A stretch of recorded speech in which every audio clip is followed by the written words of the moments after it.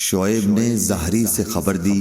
انہوں نے زہری سے پوچھا، کیا نبی کریم صلی اللہ علیہ وسلم نے صلاۃ خوف پڑھی تھی؟ اس پر انہوں نے فرمایا کہ ہمیں سالم نے خبر دی کہ عبداللہ بن عمر رضی اللہ عنہ نے بتایا کہ میں نجد کی طرف نبی کریم صلی اللہ علیہ وسلم کے ساتھ غزوہ ذات الرقاع میں شریک تھا۔ دشمن سے مقابلے کے وقت ہم نے صفیں باندھی۔ اس کے بعد رسول اللہ صلی اللہ علیہ وسلم نے ہمیں خوف کی نماز پڑھائی، تو ہم میں سے ایک جماعت آپ صلی اللہ علیہ وسلم کے ساتھ نماز پڑھنے میں شریک ہو گئی اور دوسرا گروہ دشمن کے مقابلے میں کھڑا رہا۔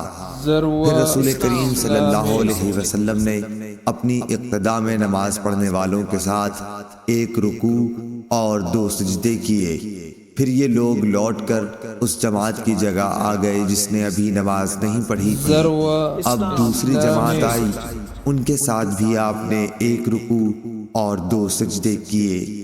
پھر آپ صلی اللہ علیہ وسلم نے سلام پھیر دیا۔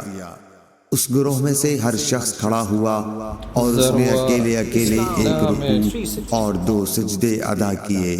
صحیح بخاری حدیث نمبر 942۔